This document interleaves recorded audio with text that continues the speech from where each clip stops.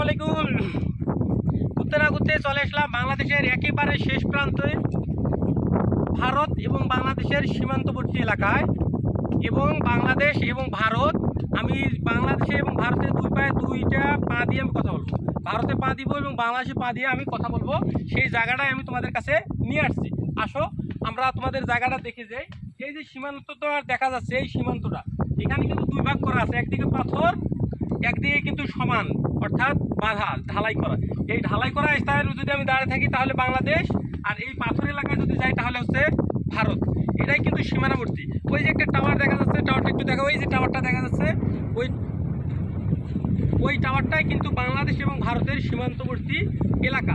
ওখান থেকে এখানে একটু দেখাও, এখানের দিকে যদি যাই, এদিকে আসলে বাংলাদেশ, এদিকে গেলে ভারত। আমি কিন্তু ভারতে চলে আসছি, একলাভে আমি বাংলাদেশে চলে আসলাম।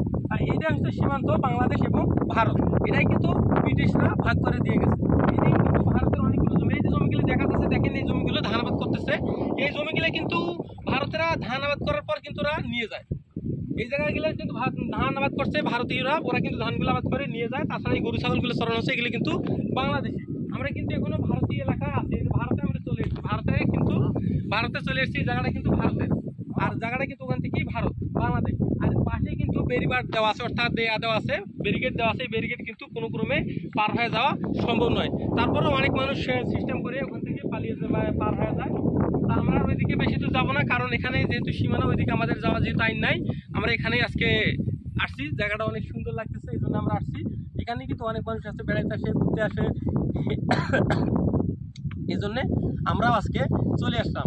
সো যাই হোক, আমরা বাংলাদেশি, আমরা বাংলাদেশকে ভালোবাসবো, বাংলাদেশের পতাকাকে সম্মান করব, পাশাপাশি আমাদের প্রতিবেশী দেশ সকলকে আমরা ভালোবাসবো। এটা আমি আজকের জন্য আমি ভিডিওটি শেষ করতেছি। সকলকে ভিডিও দেখার জন্য ধন্যবাদ। আর জায়গাটা একটু ঘুরে ঘুরে দেখেন, যে বাংলাদেশ এবং ভারতের মধ্যে সীমান্তবর্তী এলাকা দেখেন, চারিপাশে কিন্তু ভারত, শুধু একদিকে বাংলাদেশ আর চারিপাশে কিন্তু ভারত।